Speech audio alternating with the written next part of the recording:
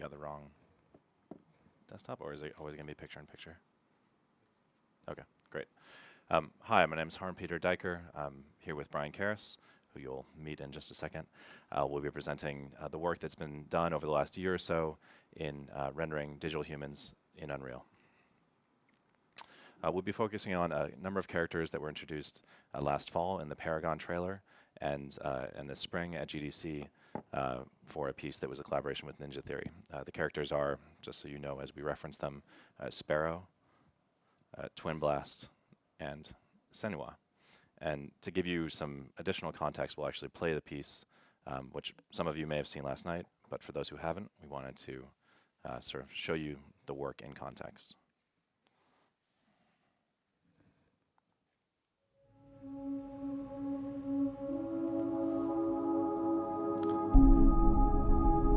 And for additional context, the Senua has a psychosis where she hears sort of voices and reacts to those. So if you're wondering what's happening, that's what it is. You can't put it into words. That moment when you look into the eyes of the one who is supposed to reassure you, make you feel safe. It only takes an instant. Fear swallows you before you have a chance to make sense of it. And darkness becomes a part of who you are. They're coming. They're coming now. They're coming. Kill him! You killed him! Her world changed that day when the Northmen took him from her. Senua knows that there is no going back to how things were. That there is nothing to go back to at all. Stay still, stay quiet, hide, don't turn around. Their gods can see into your mind. They will use this power to destroy you. They won't stop me. I can still feel it. Whatever's left of him, they will never let him go. I'm not gonna let him rot here! You're the one rotting here. Leave me alone! You will die here. No! And all your suffering will have been for nothing!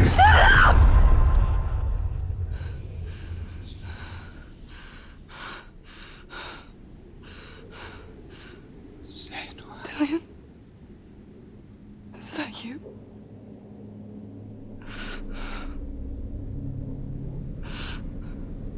I'll find you, my love. I promise.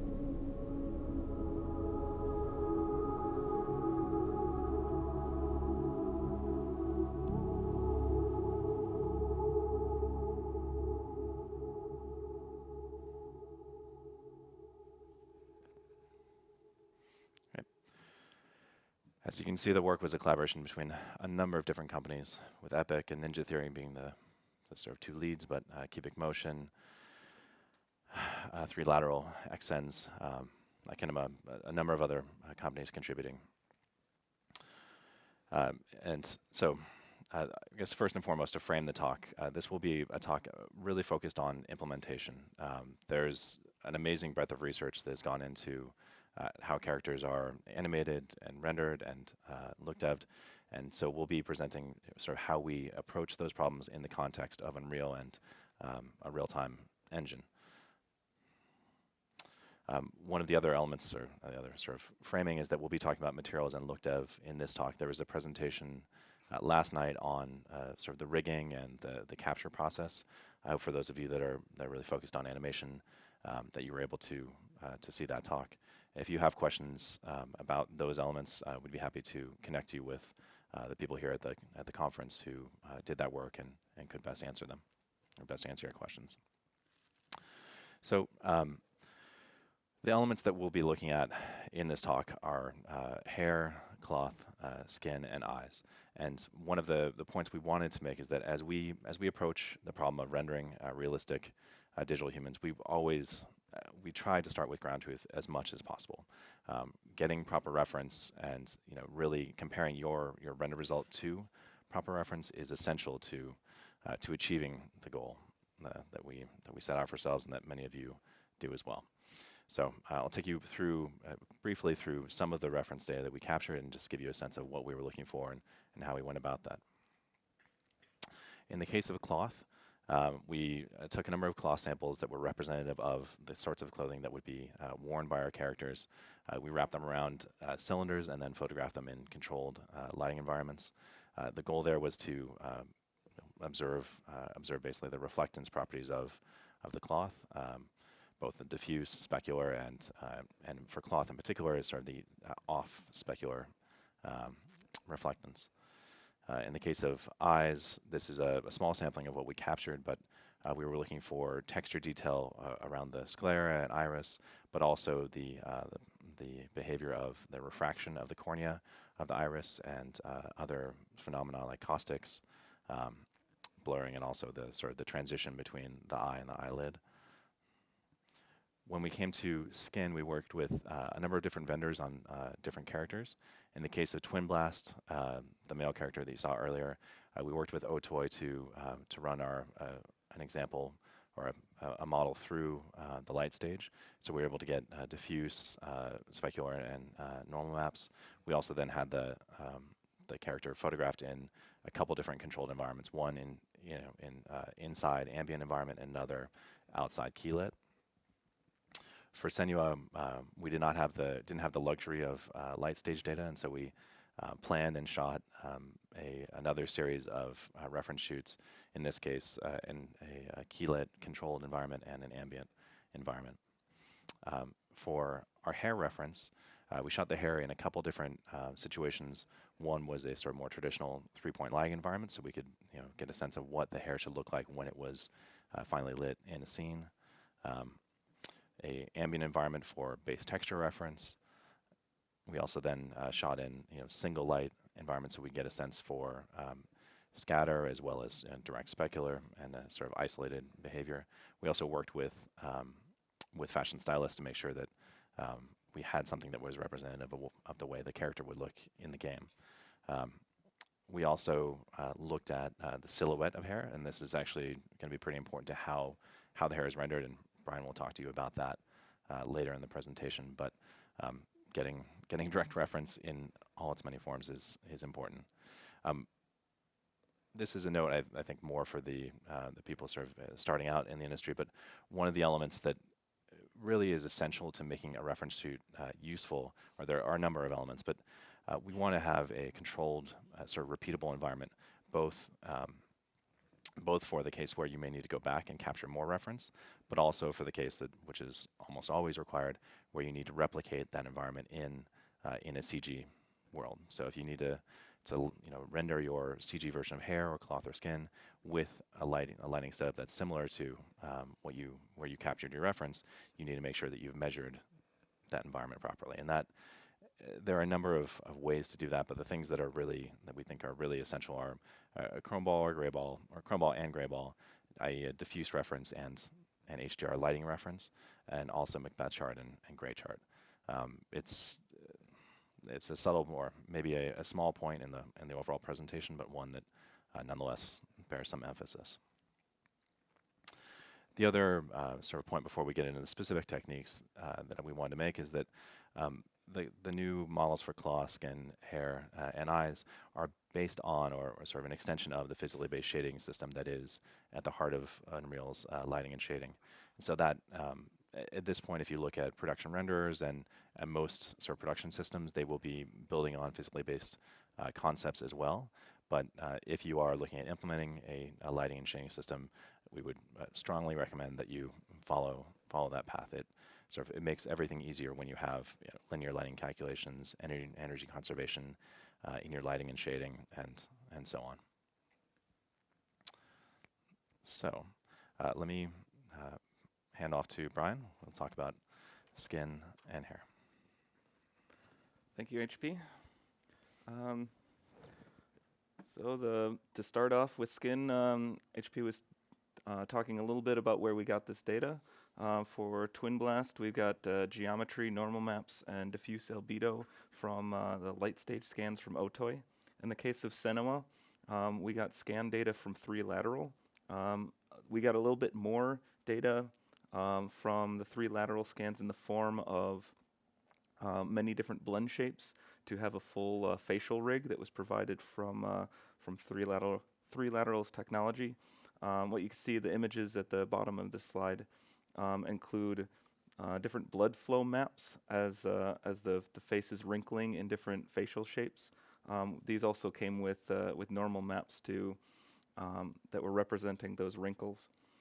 In the case of the OTOI scans, we got specular reflectance, but in neither case did we get roughness values from the scan process. In any case where we didn't have actual measurements from the actor or actress, we would base these values, material values, off of what we found in literature. Once we have this sort of data, there can still be discrepancies between what the scanned data was to what we want to finally represent. You just need to be very careful as far as white balancing and making sure that the brightness of these textures are matching the reflectance of what the real world is getting, and this is where this sort of reference photography comes in. We want to make sure that we can match what we're rendering to the actual photos.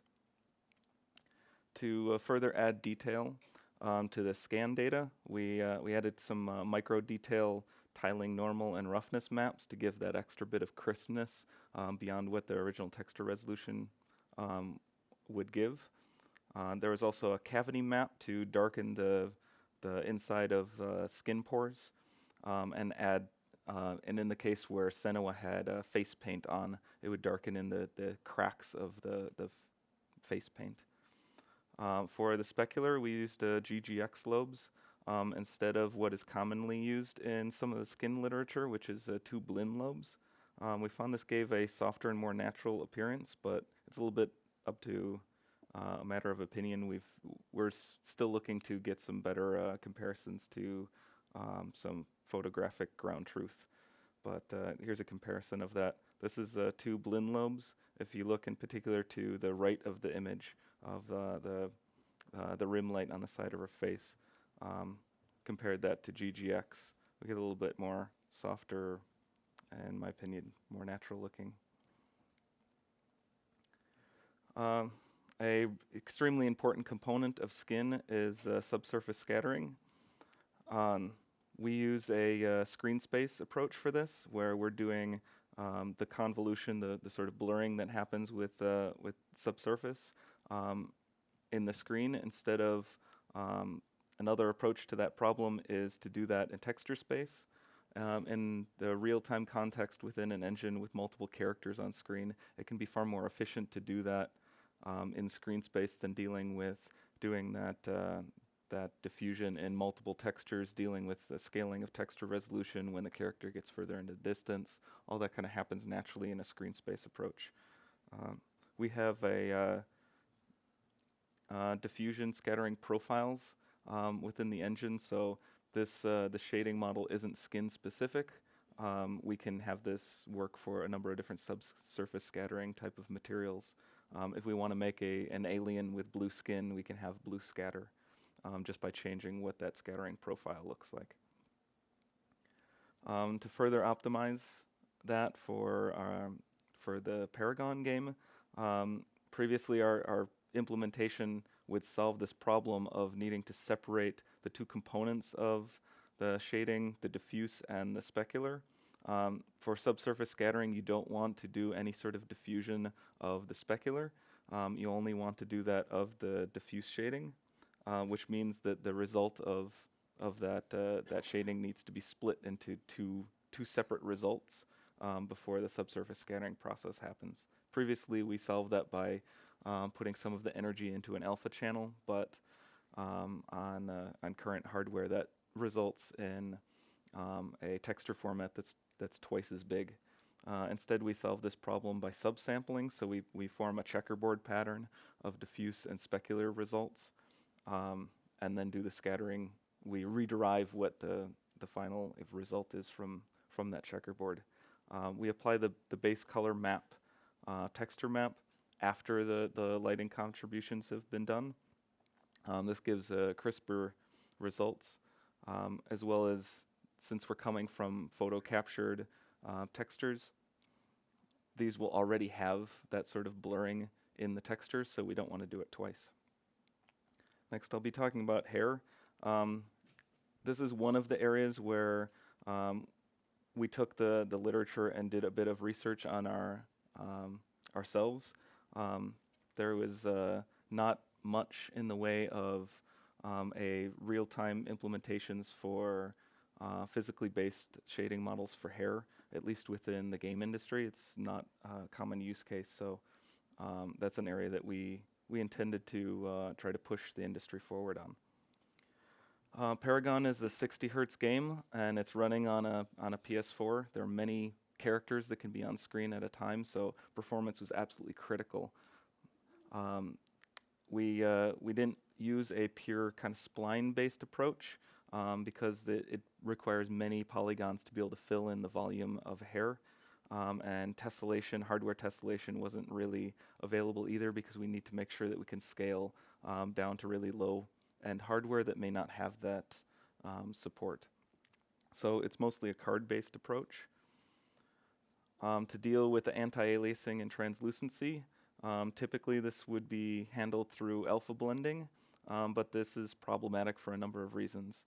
One is just a practical reason, which is we don't have really strong support within Unreal for forward shading, and to get that up to where it needed to be in the time frame that we needed to solve hair was going to be very difficult.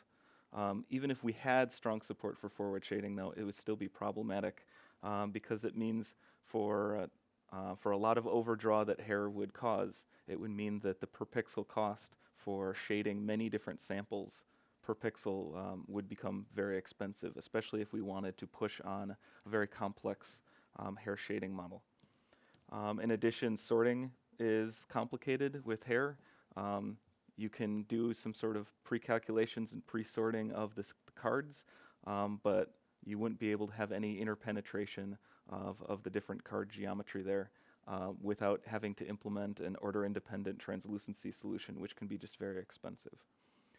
Instead, we went with an opaque kind of alpha masked approach, which works with our deferred shading renderer, and it means that there's a single sample per pixel that needs to be shaded, which is much more performant. But we can combine a sort of temporal dithering with our temporal anti-aliasing solution that we've had in Unreal for a few years now, which gives us a sort of poor man's order-independent translucency. It's essentially free versus doing just an alpha masked card, but you can see in the images there that it gives a sort of translucent type of appearance. In addition to the dithering, we have a pixel depth offset, which means that the depth value for each for the pixel can be controlled within the shader. This means that we can give each hair a different depth value to give sort of a volume to the card, showing what these all these combine up to. This is the sort of soft appearance that we get in the end. This is when we remove that dithered translucency. You can see the hair just seems much more solid and opaque. This is without the depth offsetting. You can see that the cards have harder intersections with one another, as well as a harsher intersection with the scalp. And this is what the final result is again. Here are the textures that go into these materials. So we've got an alpha, the depth value, which I was mentioning before, that was offsetting each individual hair. We've got a gradient texture that can be used to change colors from the root to the tip. And we've got a unique kind of per hair ID value that can be used to vary the colors on a per hair strand basis. Talking about the hair shading, we made an approximation to the shading model that is used at Weta for hair. This is a research that was done by Eugene Dion. We started by creating a reference implementation of this, a sort of ground truth, and then formed an approximation based off of that, kind of describing the different light paths that can go through a hair to give you a little bit of a basis of what goes into this. There can be either a reflection or a transmission event at at each interface between the air and the hair strand. So this can form up into a single reflection off of the front of this hair strand. It can transmit through the front and then transmit through the back of the strand, which will end up being the TT light path, and then a third light path which it can transmit through the front of the strand, reflect off of the back of the strand, and then transmit through the front of the strand again. You can get even more complex light paths than these, but typically they're pretty dim and not as important. But these three components are very prominent in the look of hair. You can see two of these in the photo here, which you get the non-colored specular highlight, which is the R, and then the colored one is the TRT. That completely transmission, the TT component, will give you that sort of haloing type look of backlighting. All of those are just the paths through a single strand of hair, but we need to render a whole volume of hair, which means there's going to be multiple different scattering paths from a bounce of light through one strand off to another. This isn't as important for very dark hair because the light will be absorbed very quickly, but for light hair this can be a very prominent effect. We investigated doing a simplification of dual scattering. It really deserves some further research, but we ended up with a very simplistic hack that is calculating the absorption through the direct light path. We calculate the path length based on the difference between the distance to the light from the shadow map that was rendered versus the value that's of that individual hair strand.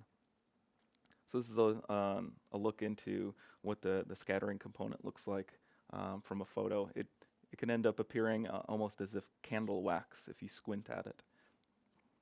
Looking at these individual components from our renders, here is the reference ground truth implementation from that paper. This is what our approximation of it looks like.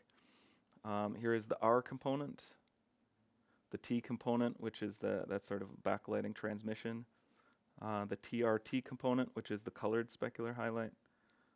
This is our scattering approximation, and all of them together again. Hair shadowing is really an important vital aspect to the look of hair. You can see here the images of the shadows, both enabled and disabled. We found it's a recent problem that's come up. We often use non-shadowing lights within the game for performance reasons. They'll be for effects, explosions, things like that. And we don't want our hair to look like it's glowing and totally looking wrong like this image here. So we're looking into some solutions to solving this problem without relying on shadow maps. One of which is showing some promise right now is doing a screen space raycast. I should note that there's been some past research on solving complex hair shading models through lookup textures. That's an approach that wasn't really going to work for us because we needed to have a number of different types of colors of hair for all the different characters that may be on screen at a time, as well as even within a single hairstyle, we need to have the ability to add a single streak of a different color of hair on that character, and having a different lookup texture for each different color was not going to be feasible. In the case of Senua, she had very dirty, kind of matted dreadlock style hair. The hair shading model that we developed for Paragon wasn't really appropriate. We found that our regular shading model was a pretty acceptable approximation. We didn't use the hair shading model for fur. We instead used our subsurface shading model. We found there's a little bit of basis in the research for why hair shading models are poor uses for fur, because animal fur ends up having a fairly different geometry when you look at it under a microscope. This deserves some further research from us as far as implementing fur. I'll pass it back to HP, who's going to be talking about eyes.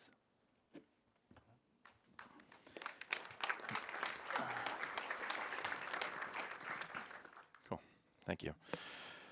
So, the next element that we focused on after skin and hair was the eye. So if you look at the human eye, it's a source of tremendous visual complexity. You have elements of reflection, refraction, caustics, displacement, sort of every element you would think of in the shading toolbox comes into play when you think about eyes. Not to mention subsurface scattering for the whites of the eye. Along with those shading elements, if you look at the actual physical makeup of an eye, it's a tremendously complex organ with many different interlocking components that inform and function only in the context of each other. The diagram on the right was recently posted by a user who works at Magic Leap, and it's just a testament to the degree to which unlocking the eye is a challenge, both for the sort of practical rendering side as well as the pure CG. So we set about producing an eye material that could handle a number of different effects. One of them was that we wanted to be able to support geometry that reflected an actual eye. One of the elements that people don't think about when they look at eyes is that there is actually a bulge in the front of the cornea. So eyes are not perfect spheres, and so we wanted to be able to take that into account. In this case, the way we approached that was by actually generating displacement maps and normal maps that would give us a record of the actual shape and specific form of the eye for a given character. One of the reasons this was important is that as we worked on different characters, we saw that different characters were approached differently by different artists or by different companies we worked with, and so being able to generate normal maps and displacement maps that are specific to the geometry of a given character was very important. The eye material that we put together in Unreal has controls for a number of different elements that you would expect, including the whites of the eyes, the sclera, the iris, the pupil, the limbal ring, which is the sort of the darker area around the outside of the iris, as well as wetness layers and occlusion. The nice thing about sort of working in the real-time context is that as you control those parameters, control the parameters of the eye material, you can see all that update interactively. Another sort of just a side note is that this material is shipping in the sort of, or a subset of this material is shipping in the current version of Unreal, and further versions will ship in subsequent releases. So the eye shading model itself is an approximation to a subsurface scattering solution. Ideally we would use a direct subsurface scattering solution, but in the context of the engine and some of the constraints around shadowing, a wrapped Lambert was the more sort of appropriate implementation in this context. For the iris and to achieve some of the effects of caustics and scattering within the iris that are important to a truly believable eye, we use a concave normal and then a sort of n.l to a power approach. We'd love to be able to add a individual or a normal map specific to the iris going forward. We also added a tear line, which is translucent and adds a small bit of reflectivity on the eyelids. So this is rendered with forward shading, and in the context again of the renderer, shadows on forward shading are not supported, so we end up using a screen space based or screen space ray traced shadowing. We also add an eye occlusion shell. This allows us to sort of smooth the transition between the eye and the eyelid in terms of blurring, but also adding an occlusional element, which we'll see in more detail in a few more slides. We have a few more tricks within the engine to make sure that we're not intersecting or we're not introducing intersections between the eye geometry and that occlusion shell. We also added an element that blends between the tear duct and the eye. One of the big challenges that you see, especially in the real-time space with eyes, is a very crisp transition between bits of geometry. So we wanted to make sure that we could smooth that transition where possible. Eyelashes, of course, are also a central component of an eye's appearance, and we were actually really very nicely able to benefit from the work that was done on hair to use that shading model and that approach to render eyelashes. So let me take you through the full eye setup, and then we'll sort of peel apart or peel back the layers, and you can see how they all fit together. So this is the full eye setup. Once we take out the occlusion layer, so this is the occlusion shell with occlusion turned off, but it still has blurring around the edges. Once you remove that, you can see the transition becomes much sharper, too sharp. Here we remove the tear line, so that slight bit of reflectivity around the eyelids is gone. And now we remove the blending that softens the transition between the eye and the tear duct. Finally, we take off the eye shading model. So this is removing effectively the sort of approach to subsurface scattering, and you get a fairly unpleasant result. So let's go back to the real thing. And let me take you through that one more time from a slightly different angle where you can see the effects of refraction. So here again, we have the full eye setup. We've removed occlusion. Now let's remove the blurring. We'll remove the tear line next. Let's remove the tear duct. And finally, well, not finally yet, let's remove refraction, which is perhaps the most disturbing. And finally, the eye shading model. So again, fairly unpleasant, but we'll go back to the nicer result. The next big area of work that we focused on, or the next sort of class of materials that we focused on was cloth. So cloth, as is in effect actually a fairly simple variation on the base shading model, and that we needed to add a sort of fuzz layer or asperity scattering for those familiar with the research. In this case, the graph you see on the left is sort of centered around the reflection angle, and for a traditional material, most energy is concentrated there around the reflection angle. In the context of cloth and clothing generally, much of the reflection actually ends up coming through at more grazing angles. So we needed to add a separate mode to capture that behavior in the engine. In this case, we actually ended up choosing an inverted GGX lobe to represent that behavior, and we found it was behaved quite well. So I'll give you some examples of Sparrow's costume, but this is used across all the characters in Paragon. And it's obviously not as much a focus with the Senua piece, but it was used in that as well.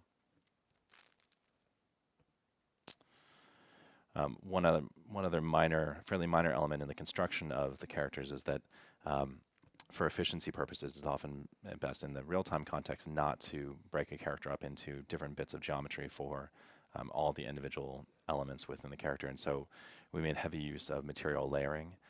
In the case of Sparrow, the elements that you see on screen that look like they're leather or versus cloth versus metal often are all put on this, a single piece of geometry and then broken up. The shading is broken up using material layering, where we have masks that then drive which elements are leather, which elements are metal, which elements are cloth, and so on. So that is actually our presentation. I think we may have actually come in on time, which is a little bit surprising. So we'll pass that back to Mike. That's great. Thank you. Stand up. So Peter, if you want to set up. So we got a couple of minutes just in changeover time. Does anyone have any questions? Yep, okay, so I'm going to try and get up there with a microphone, but if you're good at yelling, you can just yell. Okay, so about the hair textures, I wonder how you generated the IDs for the hair. If it is like how automated it is, the depth and the IDs.